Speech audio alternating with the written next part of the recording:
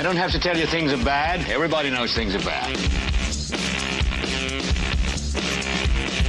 Everybody's out of work or scared of losing their job. The dollar buys a nickel's worth. Banks are going bust. Shopkeepers keep a gun under the counter. Punks are running wild in the street, and there's nobody anywhere who seems to know what to do, and there's no end to it.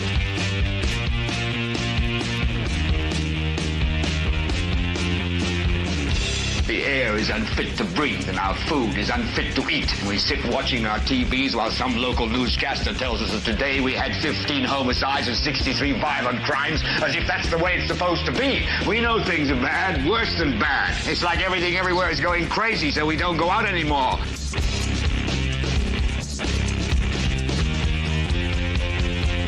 We sit in the house, and slowly the world we're living in is getting smaller, and all we say is, please, at least leave us alone in our living rooms. Let me have my toaster and my TV and my steel-belted radios, and I won't say anything. Just leave us alone. Well, I'm not going to leave you alone. I want you to get mad. I don't want you to protest. I don't want you to riot. I don't want you to write to your congressman because I wouldn't know what to tell you to write. I don't know what to do about the depression and the inflation and the Russians and the crime in the street. All I know is that first, you've got to get mad. You've got to say, I'm a human being. God damn it. My life has value. So, I want you to get up now. I want all of you to get up out of your chairs. I want you to get up right now and go to the window, open it, and stick your head out and yell, I'm as mad as hell, and I'm not going to take this anymore. Well, hello, ladies and gentlemen, and welcome. It is Sunday. If you're watching this live, welcome, welcome. It's Sunday evening, September 7th, 2025. It is just a touch after 9:08 p.m. to be exact. Thank you for tuning in. I just saw one of the comments. Let's see here. Joe Black said, hope everybody's gotten over the plague or whatever it was that you had. And, I was really hoping that would be the case. But here it is Sunday evening. And no, I'll tell you, I am probably about 30 or 40% better than what I was when we last spoke. And when we last talked, I probably shouldn't have done the show. I felt really bad. I was kind of real foggy. My stomach hurt. And I'm not much better. So I don't know what this is that I've got. But please, please, please pray that you don't have it, because we're now going into Tuesday. Hopefully this is gone by Tuesday, but if I have it Tuesday, it'll be a week. And I've just never really had stomach issues the way that I currently have them, and it's really wild. So I don't know. It's just it's not been fun, and it's kind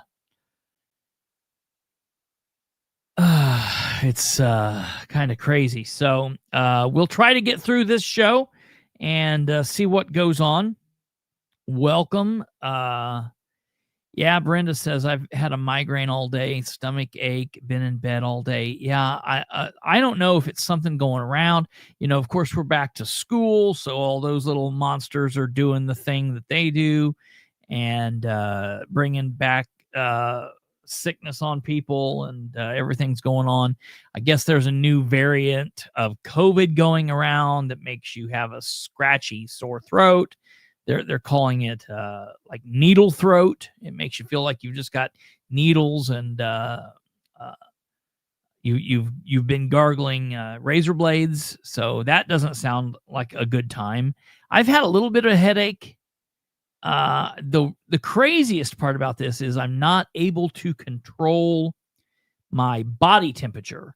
So like I get really hot, kind of like a fever will make you, and then you like chill, and you do that thing back and forth, and you just kind of feel gross and sweaty and clammy. And so that's not been a lot of fun. But all right. So again, and I don't really know what the deal is. But Kate is not with us, so there's going to be probably no comments going up. I think she's still sick. I don't really know. Kate's got a couple things going on. So besides this being the busy time of the month for her other job, starting September 1st through the end of October is her busy time for her other job, letting people in, doing the historical thing out at the asylum and the Stone Mansion. She and Niles are currently, and then the 3 kids they have, or 4 kids or 5. They've got between 3 and 50 kids. I really don't know what the deal is. But that's going on. And then besides that, they are also babysitting their 2 grandchildren, and they're like Irish twins. So they're like, one is 2 and the other's like 2.5, or something like that. I really don't know what the deal is, but they're very young and they're babysitting them for like 6 weeks. So Kate's kind of going bouncing off the walls, and she was actually the first one sick. So I don't know. I haven't talked to her all weekend. I know she was not feeling good and miserable and blah, blah, blah. So we'll try to get through this and do what we can do. So tonight, we've got 3 things that we're going to talk about. We're going to talk about, number 1, the Muncie City Council meeting tomorrow. It's a big deal. We've already talked about the agenda. I'm going to put the agenda back up. We're going to kind of go through it just briefly again, and obviously talk about the big thing on there's really only one big issue on the agenda, and then there's the other big thing that's currently going on, but it won't be big until October, and that is the budget.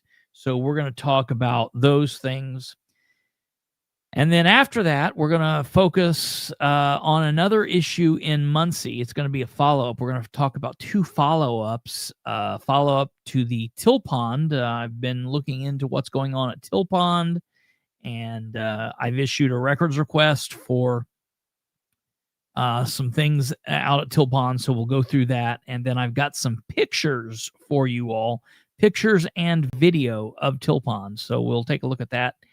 And then we will end with, we have some follow-up to the arrests that occurred at the town hall meeting that Micah Beckwith held back on Wednesday, the 20th of August, down in Warrick County, all the way down in the very bottom of Indiana, where the 2 or 3 people were arrested. And we've got some new video footage to show you, and we'll talk about all of that, of course. So we've got that going on, and then of course we've got the Muncie City Council meeting. I'm really hoping that I get through this over the next day, this evening into tomorrow. And I've been resting and taking in fluids. I normally drink water, but I've been drinking Gatorade to try to get rid of some of this crap and doing all that stuff. So we'll see what happens. But we also, this week, let's see. Oh yes. Yeah. We have a couple of important things, going on this week. So we've got a busy week. And on top of that,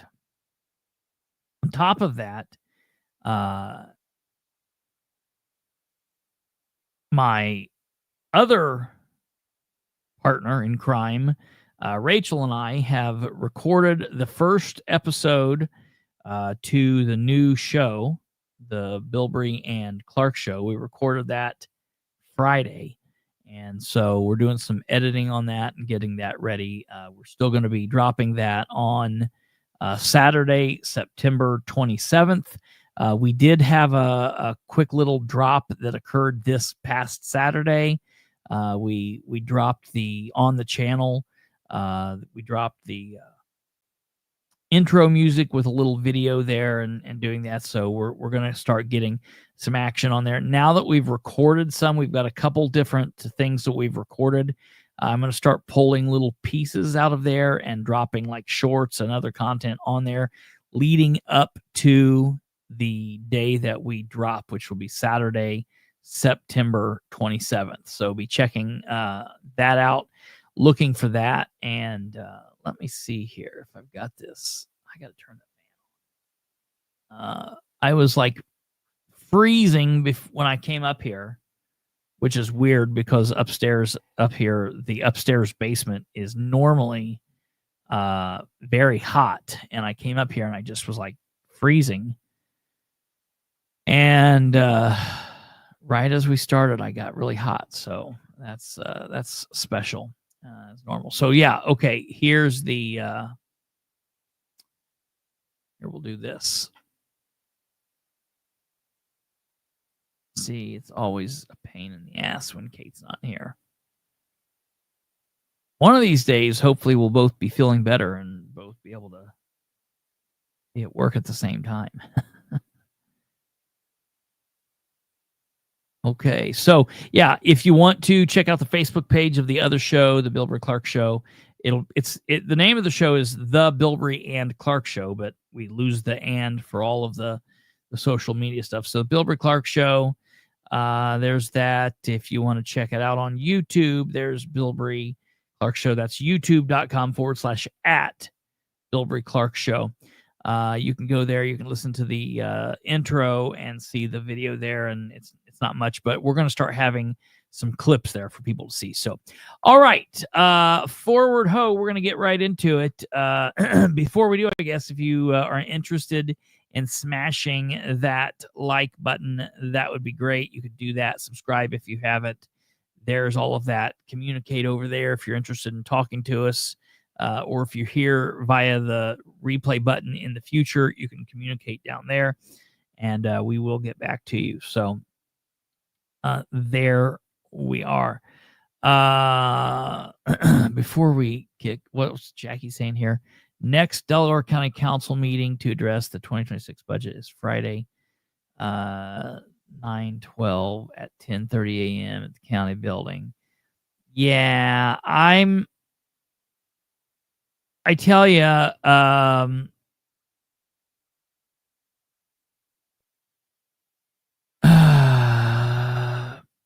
I've started watching some of the Delaware County Council budget session, and one thing I can say, number one, I dislike Eugene Whitehead about as much as I dislike Piper. So we didn't get someone better to run the budget session. I do think that Matt Kantz would have been better at running the budget session than Eugene. So, it is what it is. It's a loss because we have someone running the budget session that's just an idiot, in my opinion. So that's that. It's been very hard to get through. Maybe it's because I'm sick and I'm just not in the mood. I've been totally out of what's going on politically.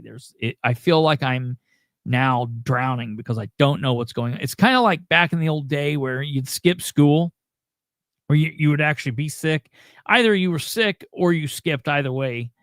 And then it's like that was good because you're like laying at home and you're not at school or whatever. But then the next day you go, or if you're sick for a couple of days, when you go back, you've got, not only do you have to do what you're currently doing, but you've got all the makeup crap you've got to do.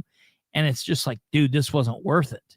It would have been better just to be here, because now I feel like I am drowning and I don't have a clue what's going on. And it's really hard. And I'm still not well. So I'm like, I really don't care. And so like, I start to kind of like look, but I'm like, But I'm having a really hard time getting into the Delaware County budget process this time. And I think a lot of it is because the people, I find most of them so just absolutely detestable that it's hard to watch. It's hard. Like, I know they don't care if we're watching. They don't care what our input is. They're not doing anything one way or another. And depending on what we say or what we don't say. And so I'm just like, I'm so ready for a new wave of people. And I don't know how long that's going to be, but it seems like we're still a ways out, but it is what it is. Okay. So before we just completely doom all of this because of my illness, we will get straight into the Muncie City Council agenda. Now, I know that we already went through this, so we're not gonna go spend a whole lot of time on this. I'm just letting people know who might not have seen this, because when we went through this, I think when we went through this last time was Tuesday. So here's the agenda for tomorrow's meeting. And I'm telling everybody, this is an important meeting to attend. If you live in Muncie and you're interested in Muncie politics, if you're interested in being involved in the government of what's going on in Muncie, any at all, this is a meeting to attend. And I'm going to tell you why. First of all, this is the first council meeting where they're going to, before the meeting at 7 p.m. starts the meeting, at 6:45, there will be a public hearing where the budget will be addressed. So the meeting will start at 6:45. The reading secretary will read the three ordinances: Ordinance 30-25, Ordinance 31-25, Ordinance 32-25. And those are all the three budgets that the City of Muncie City Council oversees. So it's the City of Muncie civil budget for the whole city. It's the proposed budget for the City of Muncie. It's the proposed budget for the Muncie public transit system. So for Muncie, Indiana transit system, that's MITS bus. And then it's the proposed 2026 budget for the Muncie Sanitary District. Now, all three of those are important, and all three of those should be paid attention to. And I pay attention to all three of them loosely. But the main thing that I am there for, the main thing that I care about, is Ordinance 30-25, which is the City Council city civil budget. And that's the one. If you are interested in a line-by-line breakdown of the budget, you will want to go back and watch the show that we did last week. It was the show from September 2nd. It was episode 516. Okay. 516. We went through the budget line by line. So that's a big show you're going to want to watch if you have not seen that so far. I also, for people that are interested, I have also shared a link to the City of Muncie's budget on my social media. I shared that on my social media. If you go to Kristopher H. Bilbrey on Facebook, and you scroll down to, let's see where it's at. If you scroll down to September 3rd, I shared it. Says, for anyone interested in the City of Muncie's current budget process, the following link provides the full proposed 2026 budget that the Mayor, Dan Ridenauer, presented to the Muncie City Council. The council will review the mayor's proposed budget during the 4 finance committee meetings, which are set for the following dates and times. And I've listed those. And then I say the council can and oftentimes will make changes to the proposed budget during the meetings. There are also 2 regularly scheduled city council meetings where the council will discuss the budget, and the mayor's administration often shares thoughts or answers questions, and citizens can share theirs as well. The council will then vote during the first meeting on whether to introduce the ordinance, their proposed budget, or not. If they vote to introduce it, then during the second meeting, there can be further discussion among the council, the mayor's administration, and the public before the council votes to pass or not to pass the proposed budget. Those 2 council meetings are, of course, set for 6:45 on Monday, September 8th, which is tomorrow. And if you're watching this live, and 6:45 on Monday, October 6th, 2025.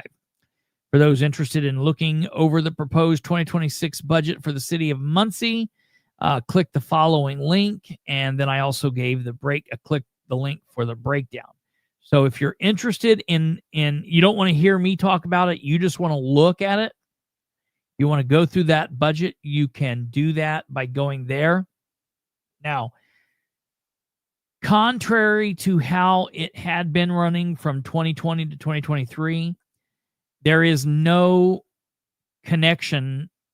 When you look at that, you're only looking at the proposed budget for 2026. You cannot see how it relates to this current budget.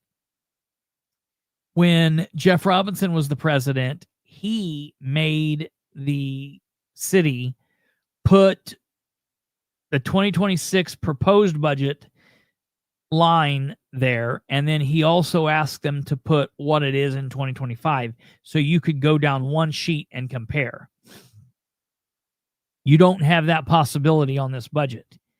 If you are somebody that really wants to get that close to it, you can email me and I will send you the 2025 budget so you can review both of it.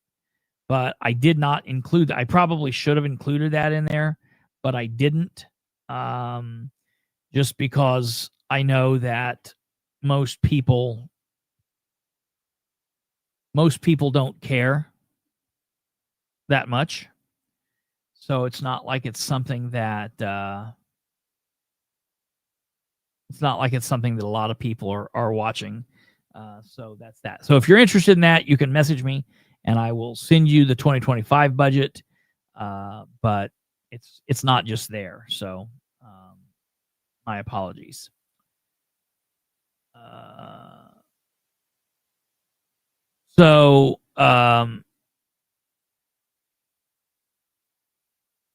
That's that. The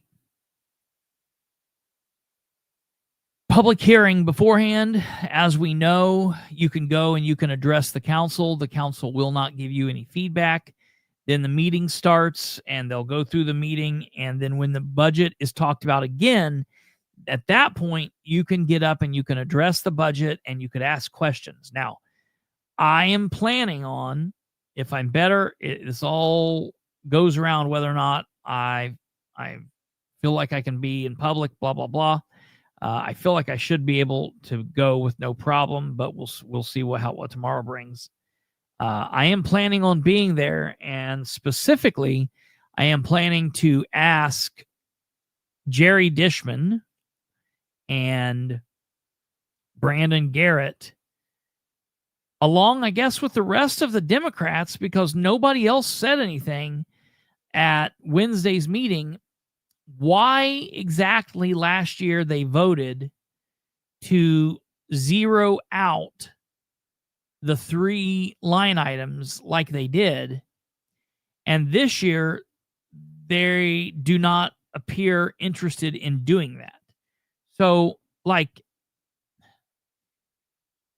guess the question will start off, and this will be the question: are we in a better or worse spot this year than we were last year? And the answer to that is a question that I already know the answer to. We are worse off this year than we were last year. Okay, so if we are worse off this year than we were last year, why are we now adding back to the general fund these figures and not pushing back against that. To my understanding, the council has only made one reduction so far. And the reduction that the council has made was in the area of the overtime line item in the controller's office. And that's something that we talked about when we went through it, because they had increased by a lot. They had increased by a lot. So we will definitely look at that. Yeah. Well, that's the thing. So I'm going to go up and I'm just going to ask straight off the bat. I'm going to say, can anybody answer? Can you give me just a shout out? Are we, as you're looking at it currently, are we in a better or worse position now than we were at this time last year? And yeah, that's an easy answer. They'll say, yeah, we are technically worse off this year. We were better last year than we are currently. And so I'm going to say, okay, well then why is this happening? Because we've already talked about these 2 points. It's not like it's going to be something that comes up in the next couple of finance committee meetings. We've got 2 finance committee meetings left. We have one scheduled for Tuesday, and then we have one scheduled for the 23rd.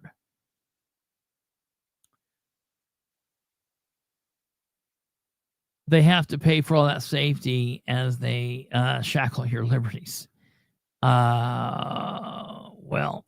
I don't know that the communications director or the deputy controller is providing any safety, but I will be interested to hear how. I would be interested to hear how they would be able to stretch that.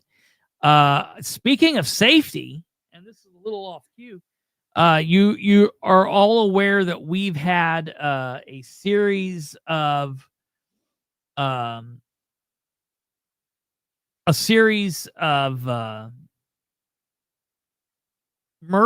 murders. I guess there were no murders actually. No, I get to my knowledge, no one has died. There were a series of shootings on Friday night into Saturday. I don't know if it was Thursday into Friday or Friday into Saturday. We had a series of shootings, 3 shootings Friday night. Starting with the new apartments at the corner of Walnut and 26th Street.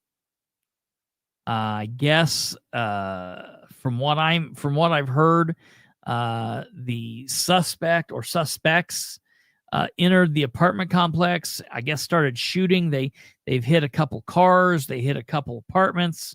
I guess they maybe kicked a door in, is what I'd heard, and shot at least one male in the head, a black male in the head. And that guy went to the hospital in serious but stable condition, critical maybe, but stable. At some point, I've heard he's been updated to stable.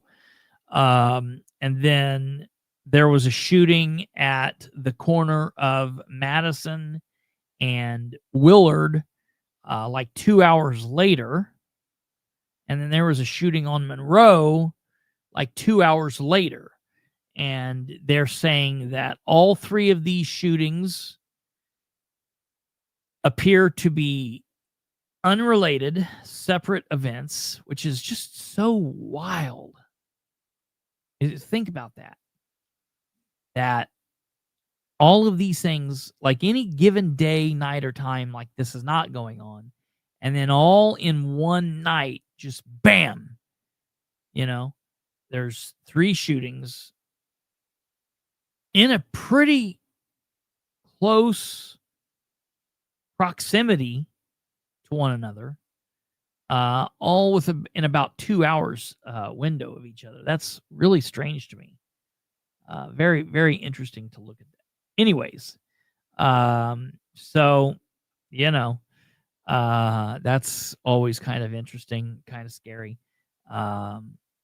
Those new apartments, like, they've only been filled for maybe a month, 2 months now, and we've already got bullet holes in one of them. Go Dan! New housing. Wonderful. These housings and shootings at these housings are going to bring in whoever you are thinking is going to be moving into all of these apartments. Wonderful. So that's interesting to me. So won't be long now until we'll have the National Guard walking the streets of Muncie. Crazy. Just absolutely crazy to me. So other than the budget situation with the city of Muncie and me asking those questions, getting back to the budget,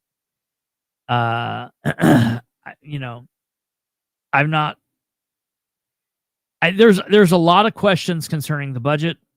My biggest issue is I'm wanting to see the answers that the controller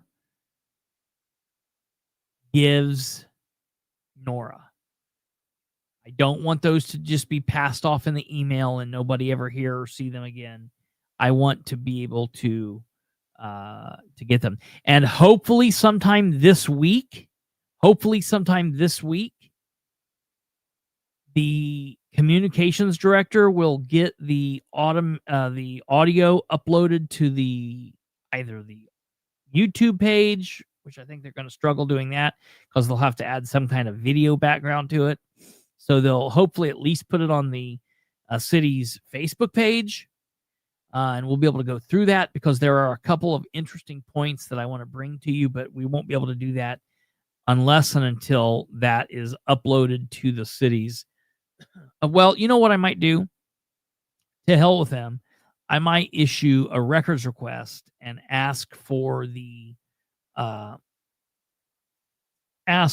to be just emailed to me. So then we'll have it whether they put it up or not. Let me make a note of that.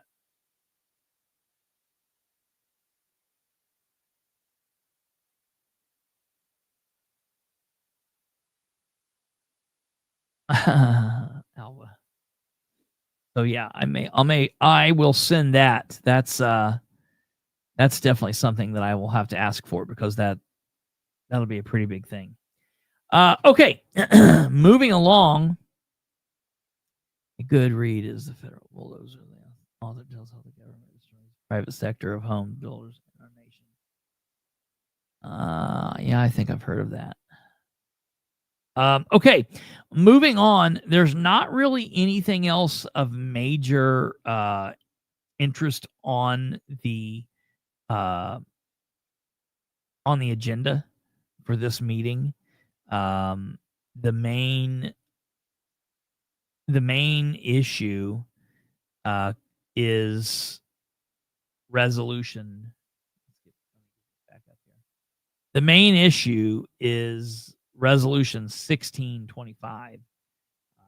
We've got a couple zoning matters, which those are all new ordinances. So these are all up for first reading and introduction. So they'll be back on the agenda in October. But unless you live right where this is at, this will not affect you in any way. So most people are not going to worry or care about this. There's a traffic issue where they're going to want to, I believe, from what I've heard and what I've read, they're wanting to lower the speed limit in a neighborhood. Okay, whatever, have at it. I don't care about that. That's fine. Yeah, Dan should definitely stay out of the home building sector. That's exactly correct. I remember long ago in Winchester when in a different from a second-class city to a third-class city. A third-class city, the mayor cannot enter into a real estate deal without the council's approval or authority. So, for example, if the mayor of Winchester, Bob McCoy, wants to buy a piece of property for the city for some reason, from a citizen, from a business, the mayor has to go through all of these different steps that Dan doesn't have to go through. And I hate that. I almost wish that it was the same across the board. I mean, I can foresee reasons why in a bigger city you wouldn't want that, just for the timeliness of things, I guess. But then we've got Dan, who then turns around and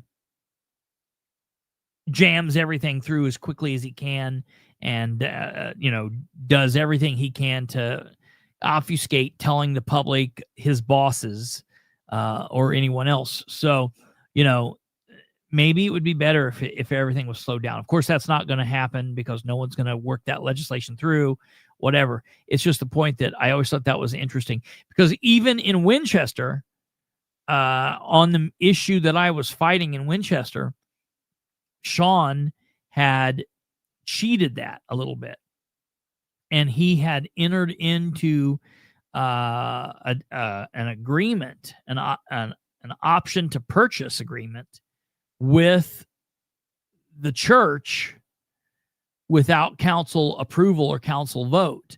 And it was the big deal. It was the reason the elected prosecutor of Randolph County stood up in a meeting and told the mayor that he felt that he had committed fraud. It was wild times. I could never imagine.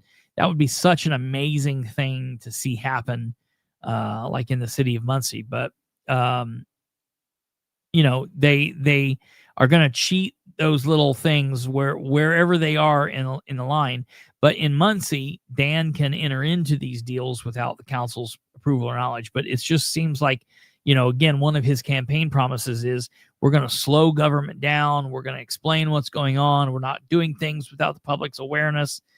That lasted until, January 1st of 2020, and all that went out the window. So that's that. Okay, the big thing on this agenda, obviously, is Resolution 1625. Resolution 1625 is, of course, this is Resolution 1625, and all this is the starting process, basically. This is this initiates the process to build. This initiates the process to start looking at building a second fire station in the city of Muncie for $11.5 million.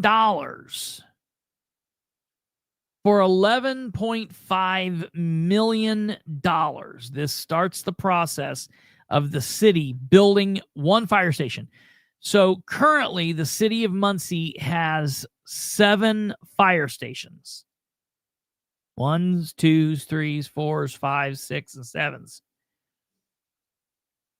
It would make sense if the city would at some point maybe start looking at building another station, not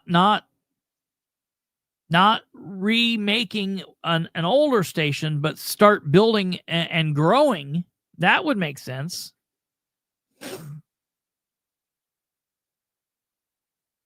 But it's so strange, because we are in the process we are, and everyone's saying, like, the math's not mathing, the dots aren't lining up, and so all I want, because this resolution, reading through this resolution does not really explain what's happening. The whys and the how much and why is it this much and where's it coming from. It does not explain these types of things. So I'm going to be very interested in hearing who gets up. I can imagine, man, I wonder if the mayor's going to get up on this. Will this be the controller that gets up and explains it? Or will it be the fire chief? I'm sure will get up. But who gets up with him? Will it be Craig Wright or will it be Dan Ridenhour? And it'll be interesting to see who gets up with that. But that's the reason I'm saying that this is a call to action. Citizens need to come out. You need to come out and listen to this because, and this is why I'm saying this, in 5 or 6 months, when the process is being asked to be voted on and everybody's filling the seats, it's a cold winter day. No one's got anything going on. So everybody's sitting in a council meeting and they're mad about this and they're wanting to hear what's going on. They're going to read back into the history and be like, well, we started this process way back when in September and nobody was there and nobody said anything about it. No one had any complaints. Now's the time that we need to stand up and say, whoa, what is this about? What's the deal with this? Where are we on the first one? The first one's supposed to cost $9 million. Can we get an accounting of where we are on that one, please?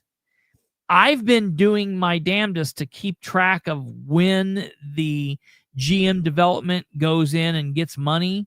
I'm not keeping track of how much, and clearly I don't know what for. I'm just keeping track of how many times and what's happening, because then at the end of all of that, I want to turn in one record request and say, okay, how much total did we spend here? Because it's my belief that it's going to be more than $9 million. Does anybody think I'm wrong? Do you think that we're going to be... Let me ask you this. How many people thinks that we're going to come under budget or straight to budget on the station that we're currently building? I believe we're going to be over. I will admit it if I'm wrong. When I'm wrong, I will admit it. But I believe that we're going to be over. So now hearing that we're going to build, or we want to build, or we should build, or Dan thinks we need to build, or somebody thinks we need to build a new station before we've even completed this one for more money, instead of $9 million, now it's $11.5 million. My question is, why is Ball State not building it? Why are we not working our partnership that Dan thinks he alone has created? Why are we not asking our partners at Ball State to purchase this station that's built basically for them? Now, it has an area of calls, of service calls that it takes for the city of Muncie, but the point of having the tower there and having that truck is for Ball State. There's a couple buildings in Muncie that would use that or could use that, or there's a situation or two I could think of that, would require that truck in Muncie. But 99% of the time, if that truck is used, it's going to be used for something in Ball State, on Ball State campus. So foot the bill and I'll shut up. If Ball State foots the bill for this, I won't say another word about it. I don't care what they do at that point. I just don't think the city of Muncie should be. And before we get there, we need to do some serious math talks And the math talks need to make sense. It needs to be real math, not Dan math. Not Dan Ridenhour math. So that's why citizens of Muncie need to come. That's the reason I'm talking about this again. It's the reason I talked about it last week. This is a meeting where a bunch of citizens from Muncie need to come and be like, what are we doing with this? You know, Dan is talking all over all of the indie news stations about Senate Bill 1 and how bad it is. And, you know, the budget's going to be $5 million off of what it was last year. But yet we've got these wild dreams of building an $11.5 million fire station while we're still in the process of building a $9 million fire station. What's the deal?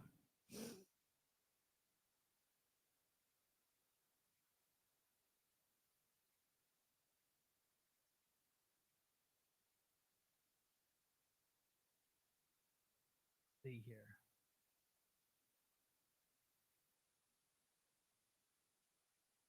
Yeah, right here.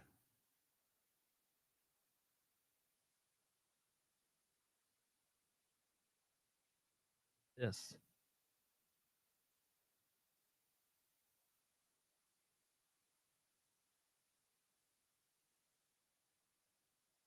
Hold this up here.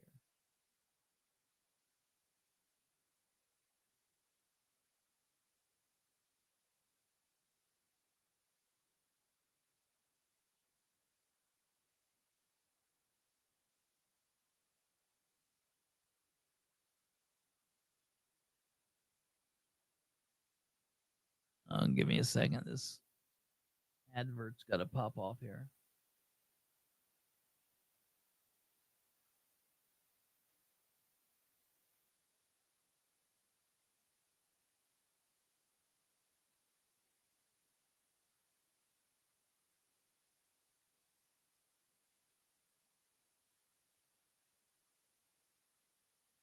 Earlier this year, state lawmakers and the governor touted what they called historic property tax relief for Hoosiers. And now cities are working to figure out what this means for the public services they provide. In Muncie, the mayor says it'll mean $1 million less next year. So our Matthew Foltz went to Muncie today. Oh, $1 million. To look at the impact. Looks like 5, but okay. Business is as normal here in the city of Muncie. But come January 1st, some city workers may be working less co-workers. We're not going to replace people that retire. We are looking at a number of cost-cutting features that we're putting in play and some consolidation where we can. Muncie Mayor Dan Ridenhour says the city is losing more than $1.4 million in next year's Did he budget. give us a Degeneration Bill 1, X? which was passed by Governor Mike. A number of cost-cutting features that we're putting in play and some Suck it where we can. Muncie Mayor Dan Ridenhour says the city is losing more than $1.4 million in next year's budget. Senate Bill 1, which was passed by Governor Mike Braun in the spring, is a property tax relief bill. Mayor Ridenhour tells me that the bill now impacts Muncie's property revenues, fire and police pension fund, as well as Parks and Rec. We're looking at losing about $1.4 million in total in property tax revenues. The impact's now forcing the mayor and council members to put a hiring freeze on many city departments like Parks and Rec, Finance, Animal Shelters, and Development starting next year. First responders, fire, and public works departments won't be touched. We're here. We have to try and continue to provide the services for the residents, and it makes it really challenging. I found out real fast that everybody likes their parks. Carl Malone is with Muncie Parks and Rec. I found out real fast. I found out real fast everybody likes their parks. And a pool in the city. He's hopeful that the mayor and his department can come up with solutions to still thrive despite the cuts. Maybe this is a time for us to seek outside of the ordinary monies that come in through city council and our parks budget to kind of seek grants and other opportunities out there. Despite the potential setback, the mayor now just plans to remain hopeful. It puts us in a difficult spot, but that's, we're dealing with it, and we will continue to deal with it. Now, the mayor also tells me that the public will have the chance to weigh in on the budget at next month's meeting before a final approval from the council in October. will, of course, let you know how that all plays out. Reporting in Muncie, I'm Matthew Foltz, 13 News.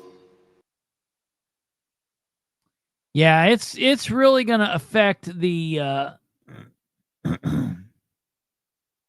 his trunk shrimp business. I guarantee you that. You know what? I got to think. Maybe that's what I'm having such stomach trouble for. Did I eat some trunk shrimp while I was there the other day? Oh man. Maybe that's what the issue is. So we'll have to see. That meeting is tomorrow. The meeting that they were just talking about is tomorrow. You need to be there. And we need to find out what's going on. All right. So moving along here to talk about our first follow-up piece. I did. No, I didn't eat any radioactive shrimp, but I did see that there's definitely some radioactive shrimp out there. Scary, scary, scary. Woo! Woo! I saw that. Scary times.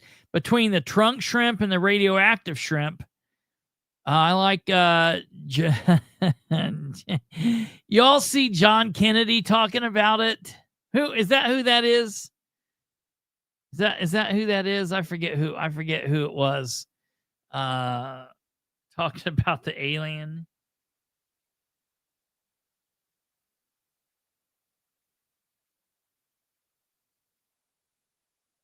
Let's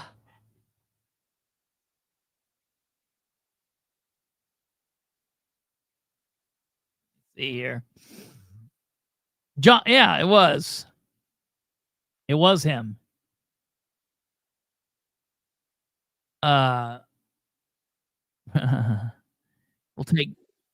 We'll take just a second to catch this in case all of you guys haven't seen this. This is pretty serious. This is some pretty serious stuff happening here. And this is my pick for president. Like, if this man doesn't run for president, well, then I just don't know what we're going to do. Here we go. Mr. President, this is a photograph of the alien from the movie Alien. Look at this guy. This is what you could end up looking like if you eat some of the raw, frozen shrimp being sent to the United States by other countries. Now, let me tell you what I'm talking about. Oh, that would be good. In late August, the FDA found that raw frozen shrimp from Indonesia was being sold in Walmart. Specifically in Walmart stores in Alabama, Arkansas, Florida, Georgia, Kentucky, Louisiana, Missouri. I'm like, there's no way he's not going to say Indiana. He's going to say Indiana. It's definitely here. He started naming through all these. I'm like, oh, God, we're screwed. Now listen. Mississippi, Ohio. Oh, God, Ohio. My God. If it's in Ohio, it's definitely in Indiana. Oklahoma, Pennsylvania, Texas, and West Virginia. Woo! What? It's in all of those states, but it's not here. There's no way it's not here. They just don't care. Nobody cares. Nobody cares. So yeah, listen, the point is here, folks. The point is, until whatever this is gets fixed, until we solve whatever nonsense this is with the shrimp in all the Walmart stores, you must stick strictly to the Ridenour trunk shrimp, cash only, $5 per pound or $20 for 3 pounds.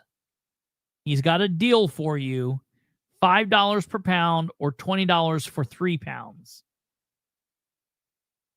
And it's in ice in the back of his Caprice. It used to be ice. It's kind of like soupy water now, but he's there and he's ready and he's got a deal for you. So, that's Alva's car. Alva's in the driver's seat. Probably. That's funny. Okay. So, no, moving on to the actual follow-up. I want to talk to you all about Till Pond. So, the other day, it's been a while back, a week or two, we were talking about Till Pond and how I stopped in there with my grandparents and we went all throughout it, and we watched a Board of Works. We watched a Board of Works meeting, and I went back through and matched the claims from the Board of Works with the claims of that day, and I noticed that the Flatland Resources had submitted an invoice for work being done at Till Pond. Till Pond. My grandpa calls it Pill Pond, and that's probably more accurate. Pill Pond. All of the people back there popping pills at the pond. Pill Pond. It's Till Pond because it's on the corner of Memorial or 12th Street and Tillotson. So Till Pond is that's what the mayor gave it the name of, the generic name that he gave it back when he was holding this over various counselors' heads starting back in he started talking about this in 2021. And literally he's talked about Till Pond and Till Pond getting done and Till Pond being done and getting money for Till Pond. And we got to vote on this, or if you want to get Till Pond done. And if you don't vote for me on this thing, then we can't do Till Pond. And if you don't give me what I want here, Till Pond's never going to get done. And finally, thank God you gave me this, this, and this. Now Till Pond can get done. Well, here it is, 2025.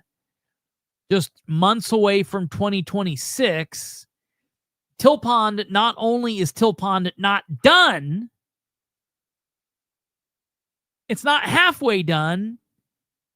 It's not a quarter of the way done. They're not just getting started. They've not even started. Nothing's even happening. Now, they're turning in invoices for the work here. They're turning in invoices for the work in Till Pond, on Till Pond, by Till Pond, around Till Pond. But, ladies and gentlemen, I present to you Till Pond. Okay? Now,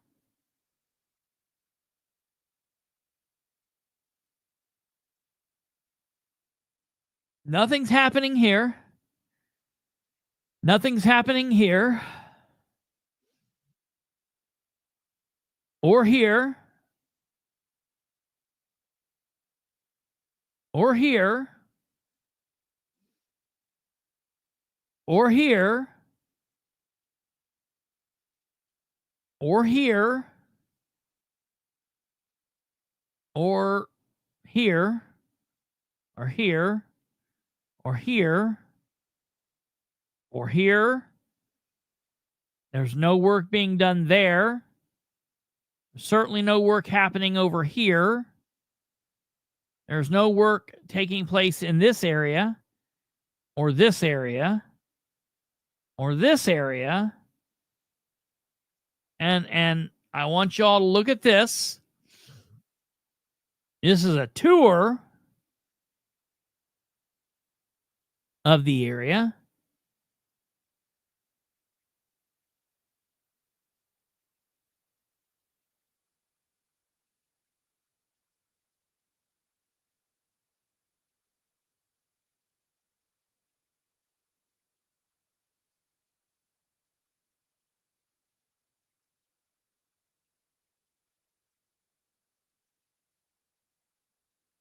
Okay, we're just touring along here.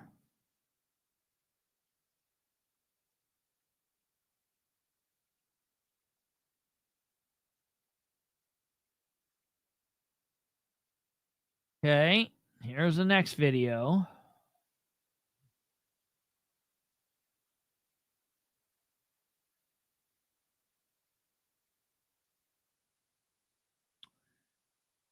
So,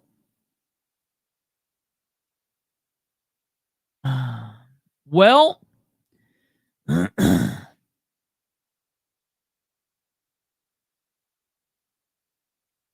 that's a really interesting question, Joe. Let me be honest.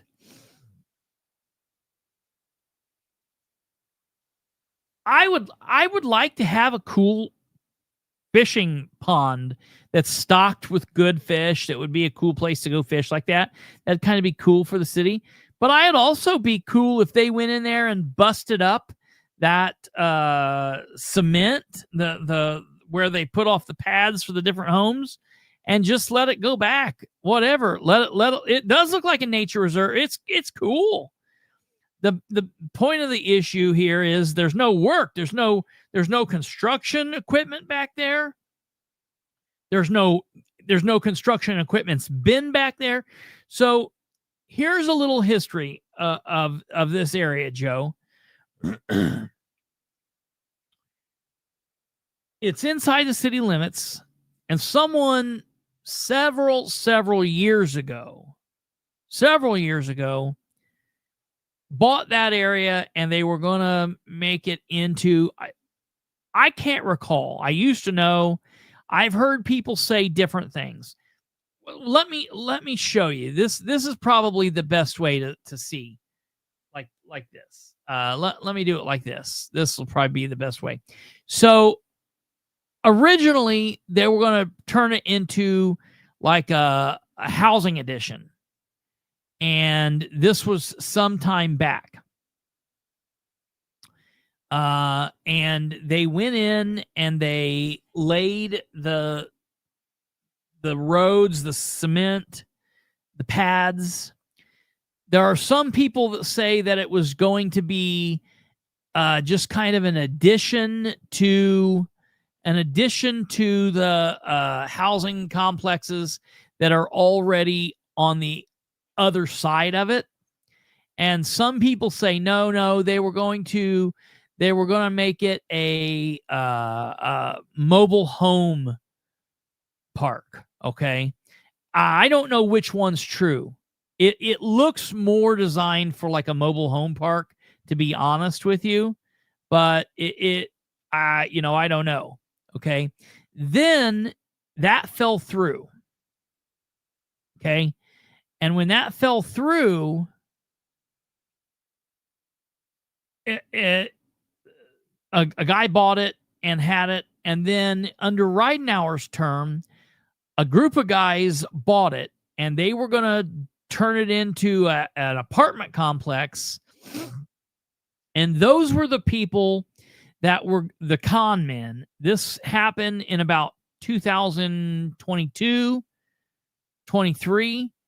Ridenour went down to look at one of their other quote-unquote apartment complexes that they had, and he went down to Memphis, Tennessee, And when he got down there and looked, it was great. And they walked him around it. Well, turns out they had no connection to that apartment complex. They were just walking him around someone else's apartment complex. It was a con artist all the way through. And if it wasn't for myself and a couple of other people, Cameron Grubbs found some stuff involved with it. The Star Press, David Pinnicuff found some stuff. Like 3 or 4 of us came together and researched this far better than the city did. And it only took us a couple of hours. And Dan had spent like months talking to these people. And like, I always joke that like he was getting catfish and he almost got sex trafficked, but because he took a trip with these people and went down to their house and didn't know who they were, didn't know anything about it. So here's the thing. The bottom line is right now, well, let me show you what we've got.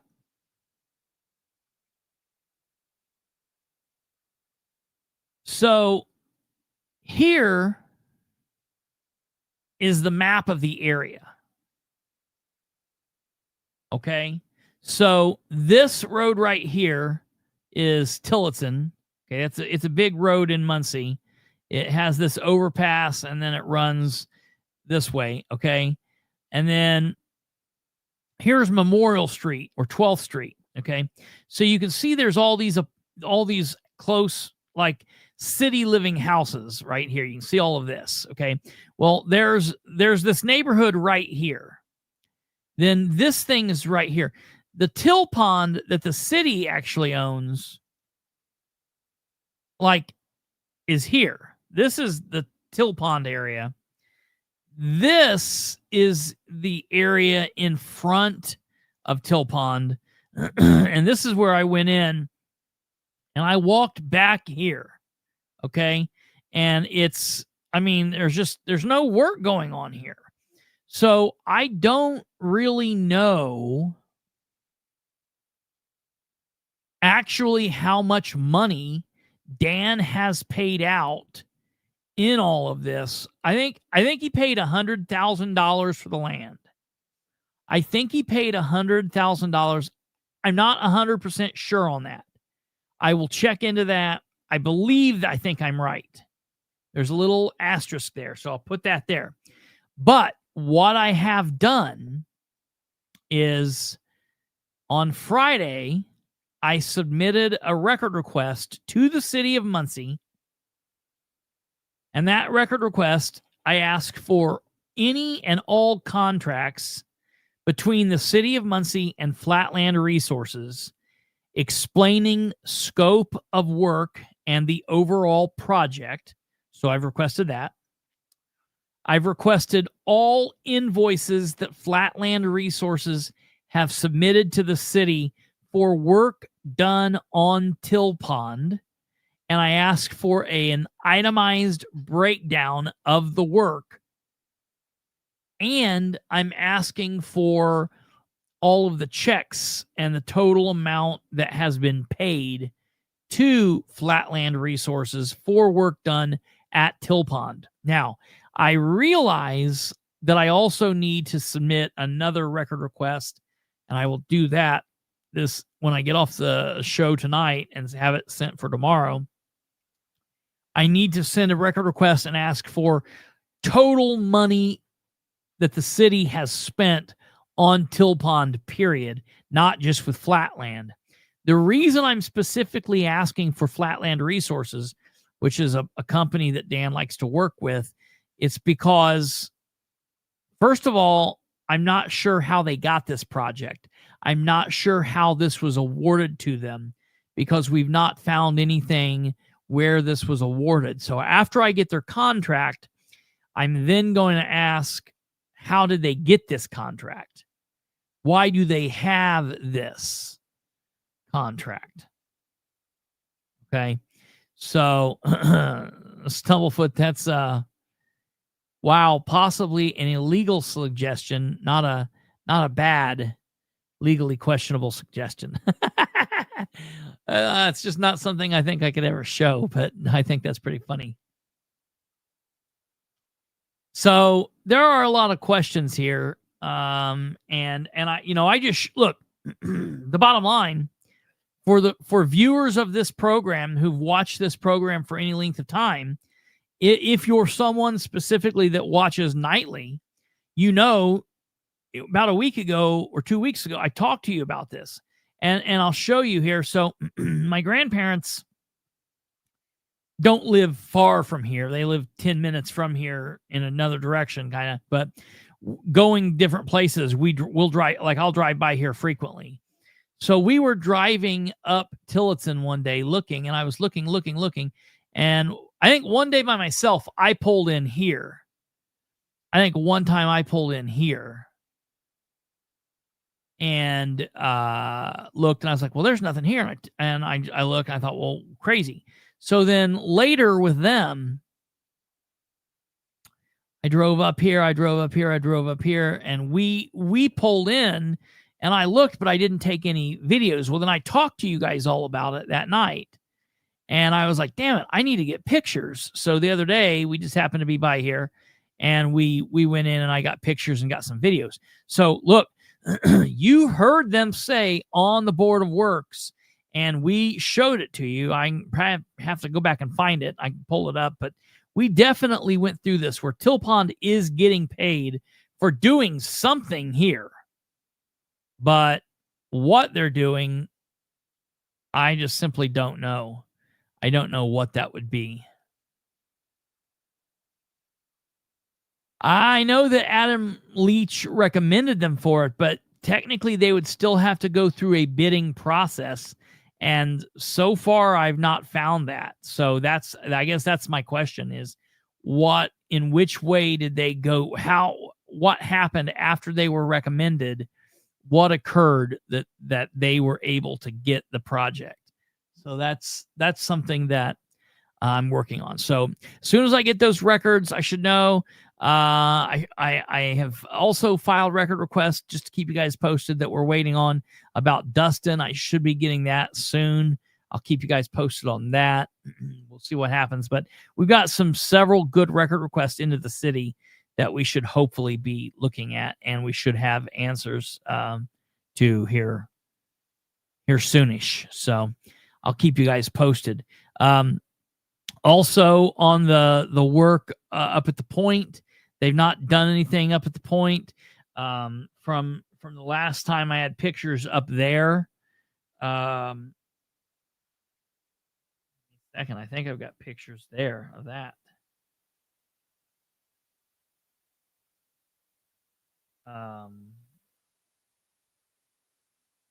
Oh yeah, okay. Yeah, give me a second here.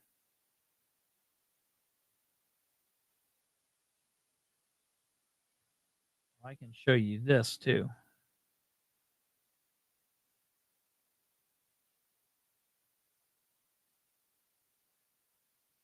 This.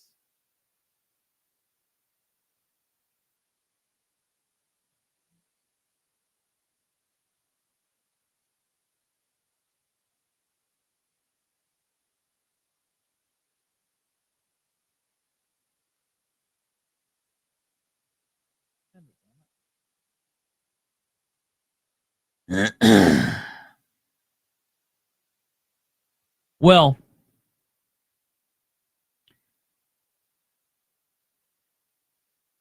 no, I get what I mean, Jeff, is there was no bid process. They didn't even do a bid process is what I'm saying.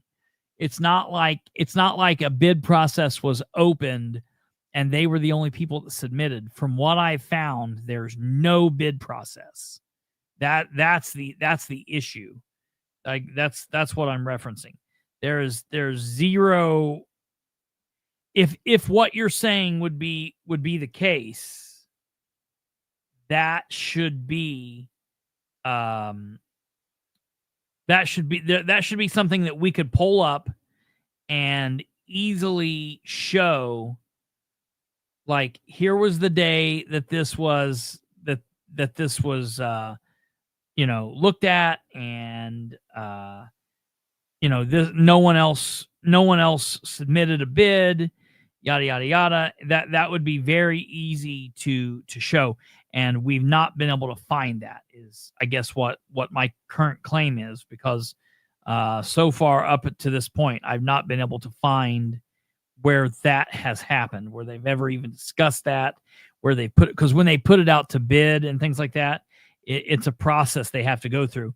And I've not been able to find any of that, which, listen, it's not strange when talking about the Ride Now administration. That's something that's happened multiple times. They just, for whatever reason, one reason or another, they don't they don't do what they're supposed to do. So here is the other here's the other thing that Flatland Resources is doing, and the same situation. I've not been able to find how they got this job. I've not been able to find where they've had a bidding process and done all of that. So I've even asked. I've been like, hey, am I wrong here? Is there a process? Can you show me where?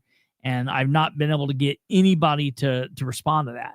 And so here's another situation where they've got their name on the project and they're getting paid drips and drabs of money here and there, but I don't know what, they're not doing anything here.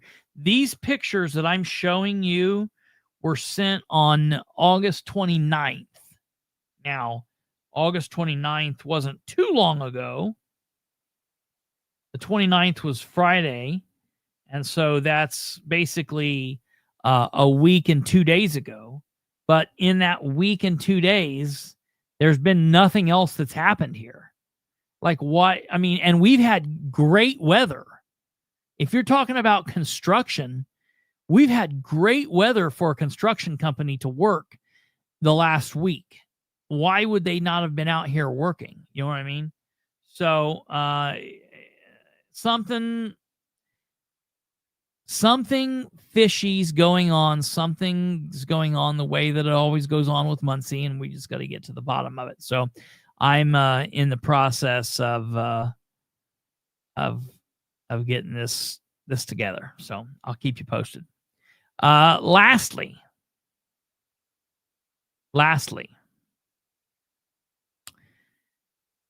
back on the 20th of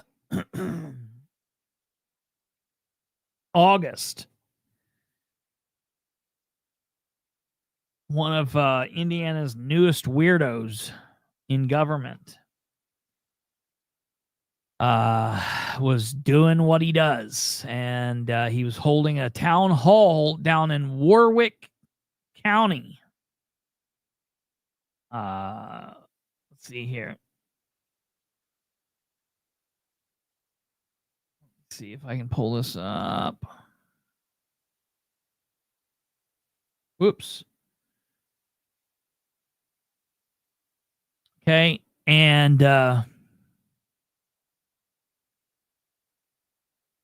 yeah, but I don't know when they poured that concrete. That concrete's been there for some time now. So it's like, I don't know.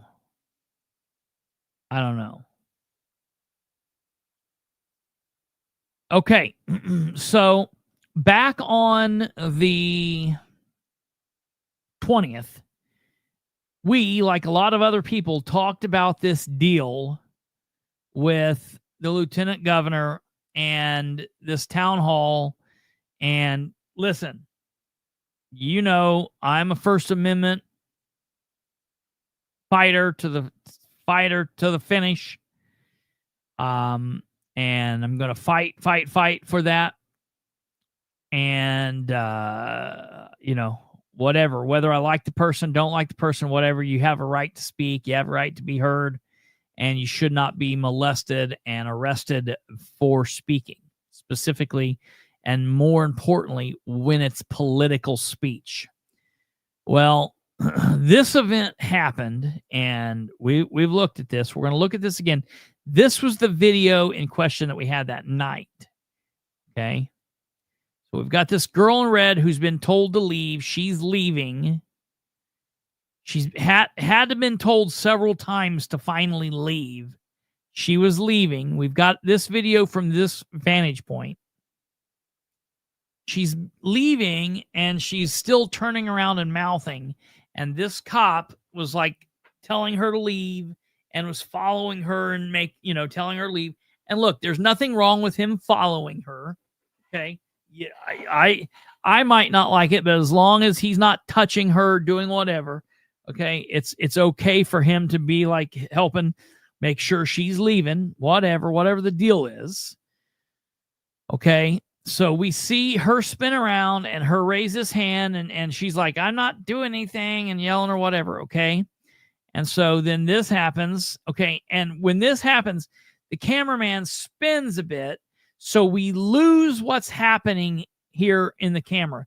This wasn't done on purpose. This wasn't done intentionally. Nothing was edited or cut. This is just a person with a camera that's in all the action and just missed the important part. Because when we start this up, at this point, now we see something's going on. She's stood back. It looks like they're like slapping at each other, that kind of thing. We don't know what's happening. And then the next thing that we know, she starts to like take off kind of, and he, karate chops her down to the ground, throat grab, neck grab, carrying on. And people's like, oh, that's out of line. Was it out of line? And if you recall, I said, number one, I don't believe that he was right in taking her down to the ground. He could have effected this arrest without doing that. That being said, was there a reason for the arrest at all? This was the big deal. This was, I was like, I don't know. It's all going to matter in what happened in that second where the camera cuts away. That's going to be what matters. Okay, so then we get up from here. This guy puts his body camera back on because it fell off during the scuffle. Okay. They get her picked up. Okay. They're taking her outside, at which point this dude, this weirdo here, he comes over here and he starts mouthing old man here. He starts mouthing old man. Now, is he right? Is he wrong? I don't know. I don't care. It doesn't matter. He's not hurting him. He's not breaking the law. You can yell at somebody all you want. He can even be like, I'm going to kick your ass. I'm going to kick your ass. And that's still not illegal. He's utilizing his First Amendment right. So this dude's not doing anything wrong. Okay. For some reason, this triggers the other cop. Okay. We got Ginger cop coming over here. Gingers have an attitude to begin with straight out of the bat. That's just the thing we got to know. Gingers are already ahead above the rest of us in anxiety and anger and carry on. Gingers are just they're aliens. So this ginger alien is like, nope, I'm coming to slam this guy. Okay. So let me show you. That might be some new weird ass training they got. We weren't trained like that. You wanted to go to the ground with people as less as possible. And this new mentality that these cops have, like they love getting on the ground, that's the last thing I wanted to do. All right. Now, they didn't show the grab here, but I said from the get-go that the grab on this man was wrong. Unless they can show me something, the grab on this man was wrong. So, in this situation, I said I was 1 for 1. Well, I was really I was really one and an unknown. So for the man, I thought it looked like a false arrest. And if he got a good attorney, he could probably beat it. For the woman, I said, I need to see the body cam footage, or I need to see some other shot. And I tried to get in contact with other people that were at this event to get them to send me stuff. And people's like, well, we just didn't get it. Or I had people send me a lot of videos, but none of them got that missing corner. Well, I submitted a record request down to the Warrick County Sheriff's Department. Okay. And I'm going to show you here. I'm going to show you what happened, and I'm going to I've got follow-up video, so this is going to be good. Give me 1 second here. Let me find.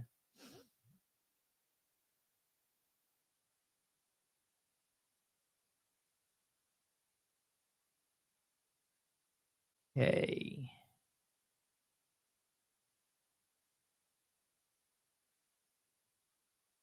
So, on the day or two after the show, on the 23rd of August, I sent the following records request to the Sheriff Wilder of Warrick County. My name is Kristopher H. Bilbrey. I'm a political commentator. Host a program called The Political Spotlight. Airs 5 nights a week. We focus. We are currently working on several projects, one of which is the reason this email, for this email. I'm submitting a record request to you under Indiana Public Access request. I'm sending this request for records to you on Saturday, August 23rd. To be clear, I fully believe that the arrest of Dan Bullock's arrest, that's the deputy, on Amanda Bennett could be legit. I am requesting this not to dog you guys out or go one way or other, but to prove if it is a legit arrest or not. I want to prove if she did in fact touch the deputy or not. And so I was kind of hoping that I would let him know, like, I'm not trying to dog you out. If I got this and then it was a bullshit arrest, then we dog the guy out. But I was trying to get through the stuff where they're like, no, we're not going to let you have this. So I sent a record request asking for the body camera footage from video of Deputy Dan Bullock, pictured below, from before he approached Amanda up to and through the point that he takes her to the ground, handcuffs her, and walks her to be placed in a vehicle to be transported. I then went on in the rest and in the report and gave them the other information. I sent video pictures of the guy so he would know exactly.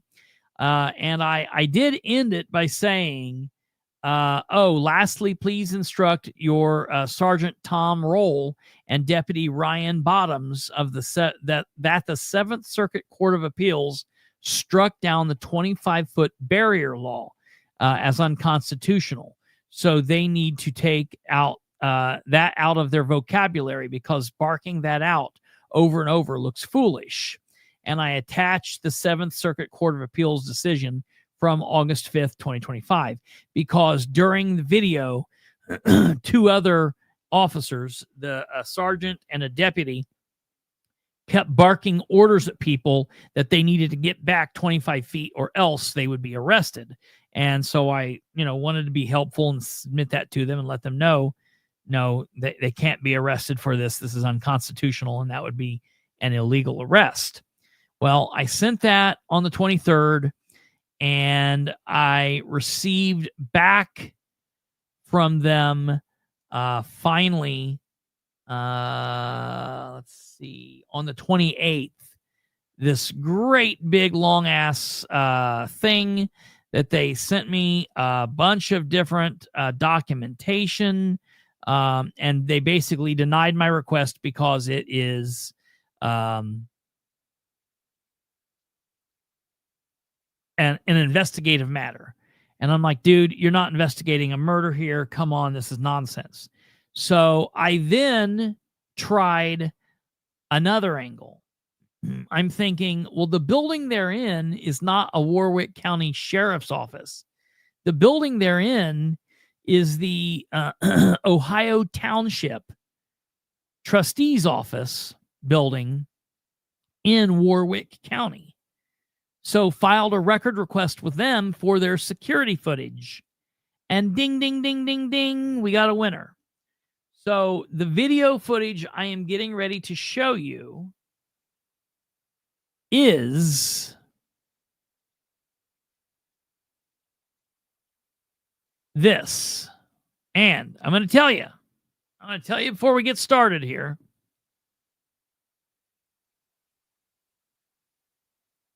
Is it a weak arrest? Is this a bullshit situation? Yes. Should he have taken her down like that? No. Is the arrest valid? I do believe that she put her hands on the cops first in a way that she should not have done. I mean, it didn't cause him pain. She didn't batter him. She didn't rip his head off. You know, she wasn't spitting on him. She put her hand on his chest and she pushed. Shouldn't have done it, and it does institute a charge of battery in my mind. It does make that there. So I'm going to walk through this. I'm going to let you see this. This is a 2-minute video. Then we'll break it down.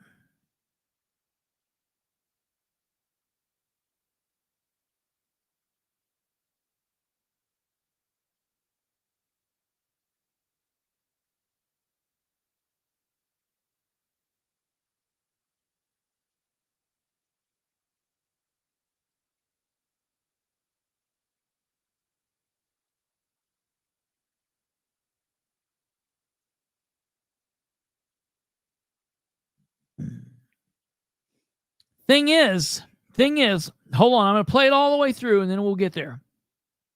I want you guys to watch for something that no one has even talked about, to my knowledge, and I think is probably even a greater sin and a bigger issue. We'll watch it all the way through, then we'll go back through it slowly. Keep your eye on what happens with this girl the whole time. Keep your eye on this girl. Keep your eye on this girl. And here's the guy. Here's this guy. Make sure we see who he batters.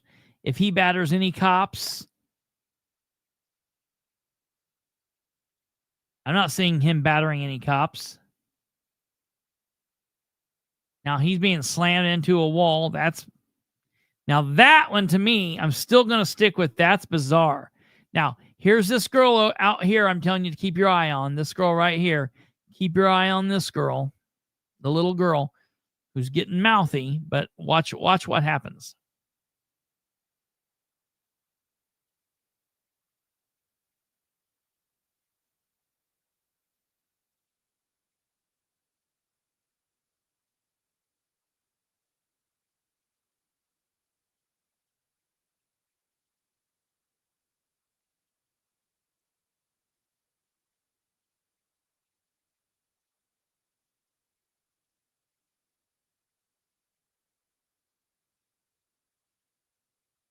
You see that?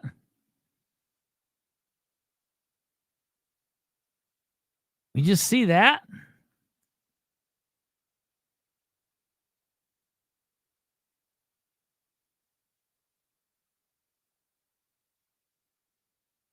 Okay.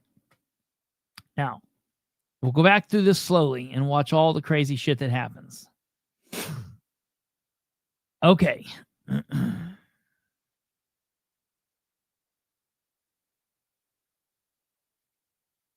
Here we go. She's walking out. Her hands are at her sides. His hands are at his sides. Okay. Her hands are up. His hand is right here. Yes. We'll get to it. And his left hand is right here. So his left and right hands are at his sides. She's got her hands up and there's space between them.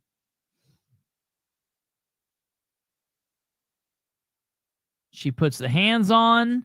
She pushes. And his hand comes up and grabs her. See, we're at 2 seconds. Man, that's fast. We're not even at 2 seconds.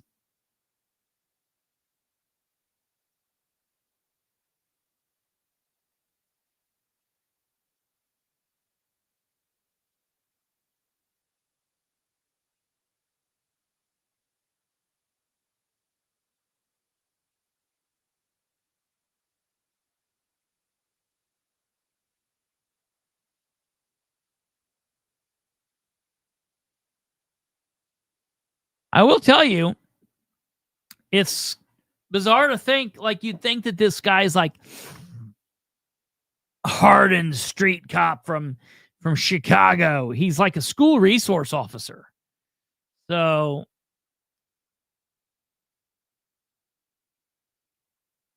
arm length. What do you mean arm length?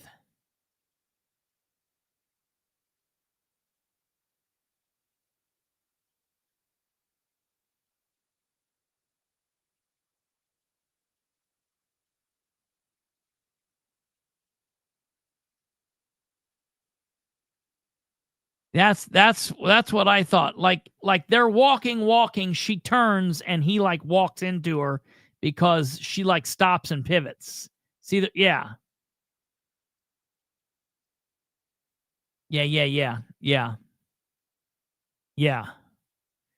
Okay, so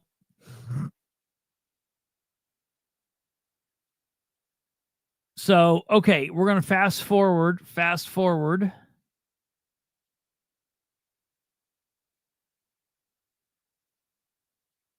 Okay.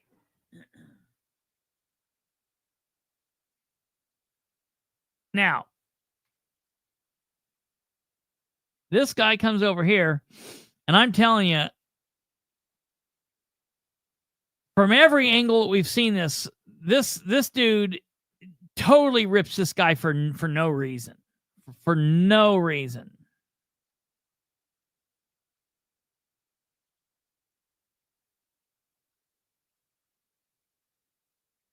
For no reason. They don't like that he's being loud, I guess.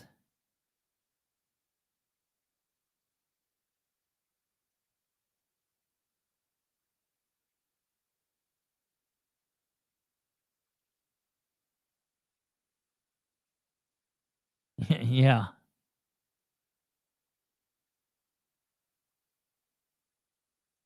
Okay, so now watch this little girl with the glasses here, who, like, these guys, you know, these people are you know, bigger size people we're dealing with, but this little lady over here is tiny. She's nothing. And watch what goes on with her. All right, here it goes. They're walking. Like, are you telling me you can't get past this woman? There's no way to get to the door around this little woman? Watch, here we go. He's walking, he's shoving right here.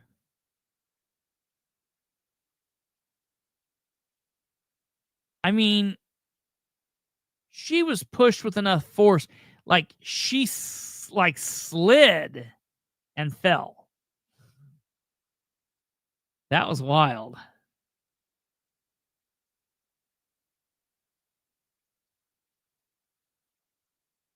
I think that's more, I think Yeah, yes, Stumblefoot, he did. 1,000%. You can see it. He walked. Yeah. And listen, I think that's more egregious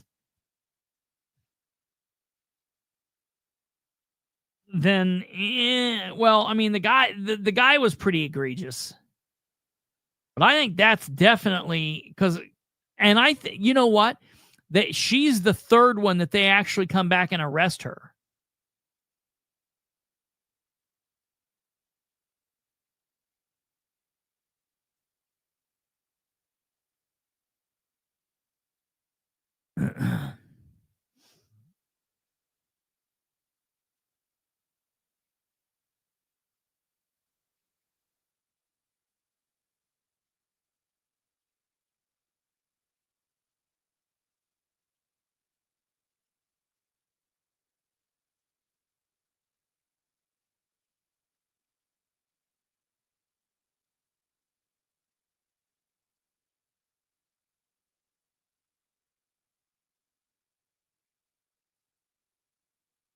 Totally crazy.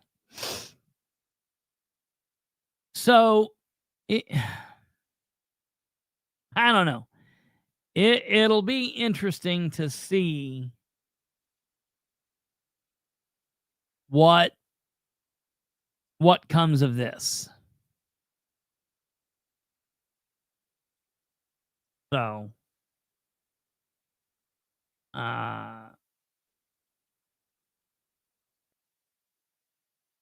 very, very interesting because we'll watch through it all one time again in real speed.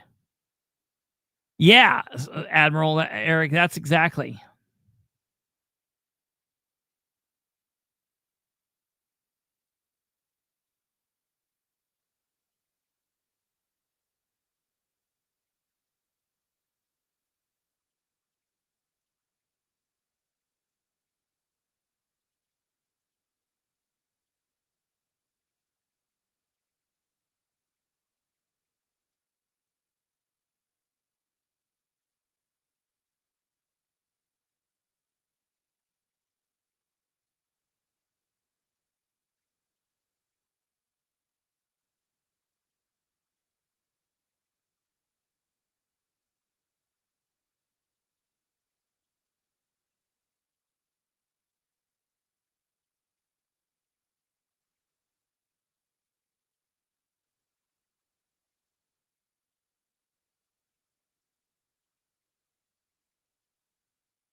I have yet to read his probable cause sheet because I want to know how they come up with battery on a law enforcement officer on this guy.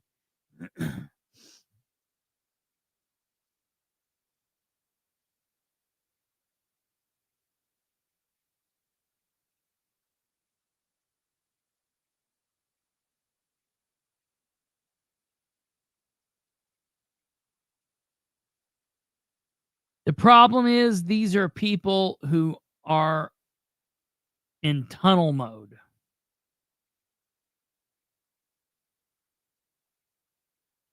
It's tunnel mode. These cops are in tunnel mode.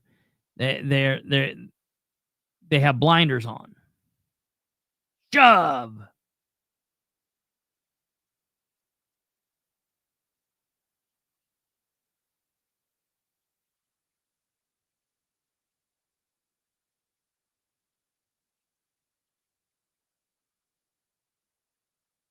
Wild. So, we will definitely be watching this and keeping up to date on what goes on in that case, and if there are any federal filings or state filings of lawsuits, I'm sure there will be. I'm sure there are attorneys that are coming out of the woodwork to represent probably all three people. It'll be interesting to see how that is handled. And I know we talked about that and definitely wanted to bring that to your attention. So the police didn't help with body cam. And I was even like, hey, I'm trying to help you guys out, you idiots. So it'll still be interesting to see his body camera if at some point they will release it after it goes through court or whatever. So that's something that I will stay on top of one way or another. Of course, it's going to take a long time to play out, so we will see. So that's absolutely true, Eric. That is exactly true. Everyone has tunnel mode in kind of in that time. It's just like you got to think, you got to step back and breathe and look at what's going on. There's more going on outside of the blinders. So, all right, ladies and gentlemen, that's going to do it. I'm surprised we were able to make it through to the end. I am feeling a little bit better, so maybe I just got to get back to life and doing it. We will be at the Muncie City Council meeting tomorrow. I would highly recommend everybody coming out. Come out, share your thoughts, share your opinions. The meeting starts at 6:45. I plan to live stream it as long as they're going to have it live streamed. Who knows what's going on there, but I do believe this will be live streamed, so you should be able to watch it right here if you're interested in doing that. I don't believe that it's going to be a long me. I don't know. I don't know. We should be live afterwards unless it just goes crazy long. So keep watching the meeting, or if you're someone who doesn't watch the meeting, tune in maybe near the end. I'll put a message on there and let you guys know. But we will try to keep you up to date with what's going on. You guys take care. Have a good rest of your evening. Have a great rest of your Sunday. Hey, happy Grandparents' Day. I think that's the thing that was happening today. Go check out the blood moon if you haven't already. There's apparently going to be the last blood moon of the year, so go check that thing out. You guys take care. God bless everyone. We'll see you tomorrow. A lot of stuff going on this week, and we'll be here for it. Take care. Thank you all for being here. If you have not hit that like button, please consider going and doing so. That could be very helpful. And if you haven't went over and subscribed at the new YouTube page, youtube.com/@BilbreyClarkShow.com. We'll see what goes on there. That's going to be interesting. It's coming up quicker than you know it. You guys take care. Have a good evening, and God bless each and every one of you. Goodbye.